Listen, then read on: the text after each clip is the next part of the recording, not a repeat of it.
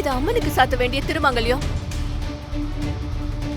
நான் பத்திரமா வச்சிருப்பேன்னு சொல்லிட்டு இப்ப நானே அதை தொலைச்சிட்டேன். ராகவ், பேசாம போலீஸ் கம்ப்ளைண்ட் கொடுக்கலாமா? சரிம்மா. போலீஸ் எல்லாம் எதுக்குமா? இப்ப அவங்க வந்தா கல்யாண வீட்டுக்கு வந்திருக்கிறவங்க என்ன நினைப்பாங்க? அதெல்லாம் வேணாமா?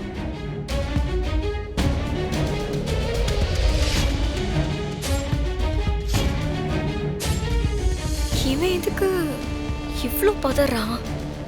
சரி இல்லையே. ராகவ், வெளிய குழந்தைங்க எல்லாம் ரொம்ப நேரமா இங்கதான் விளையாடிட்டு இருந்தாங்க. ஒருவேளை யாராவது உள்ள வந்து நகையை எடுத்திருந்தா நிச்சயம் அந்த குழந்தைங்க அவங்கள பாத்திருக்க வாய்ப்பு இருக்கு. கண்டிப்பா. இருங்க, அவங்கள கூட்டிட்டு வரேன்.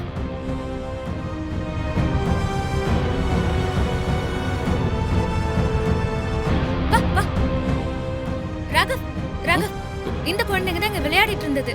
இவங்கள கேட்டா ஏதாவது இன்ஃபர்மேஷன் தெரியும். கரெக்ட் சை. இந்த குழந்தைகளை கேட்டா கண்டிப்பா உண்மை தெரியும். தம்பி, ஆண்டியை தவிர இந்த ரூம்குள்ள வேற யாராவது வந்தாங்களா? நீ பாத்தியா? நல்லா எல்லாரையும் பார்த்து சொல்லு.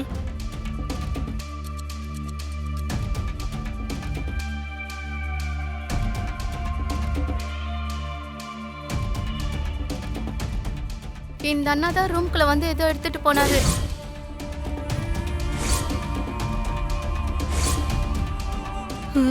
இவன் தானா? ஐயோ, சும்மாவே இந்த இசை அந்த ஆட்டம் ஆடுவாளே. இப்ப என்ன பண்ண போறான்னு தெரியலையே. நானா? ஐயோ அம்மா, இந்த பையன் யாரையோ பார்த்துட்டு என்ன தப்பா சொல்றான்னு நினைக்கிறேம்மா. நான் எதுக்குமா இந்த ஆண்டியோட நகை எடுக்க போறேன்? நம்ம கிட்ட இல்லாத காசா பணமா? சொல்லுங்கம்மா.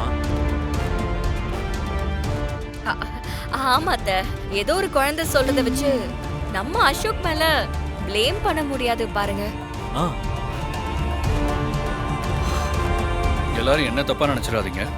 அம்மாவோட ஃப்ரெண்ட்ஸ் முன்னாடி இந்த பையன் இப்படி ஒரு வார்த்தை சொன்னதுக்கு அப்புறமும் யாரா இருந்தாலும் அசோக் மேல சந்தேகம் வந்துதான் ஆகும். யாரோ ஏதோ நினைச்சிட்டு போறாங்க, அதுக்கு நாம என்ன பண்ண முடியும்? ஆமா ஆமா. அப்படி இல்ல, மத்தவங்களை விடுங்க. வித்யா ஆண்டிக்கே உள்ளுக்குள்ள ஒரு சந்தேகம் வந்திருக்காது? ஆமா ஆமா, அது இயல்பு தானே.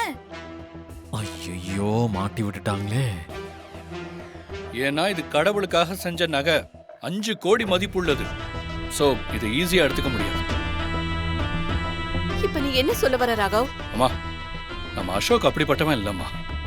ஆனா இது அவன் பண்ணலன்னு நம்ம ப்ரூவ் பண்ணணும்ல. முதல்ல நம்ம அசோக்கோட ரூமை செக் பண்ணிடலாம். அப்பதான் அவனுக்கு எந்த கெட்ட பேரும் வராது.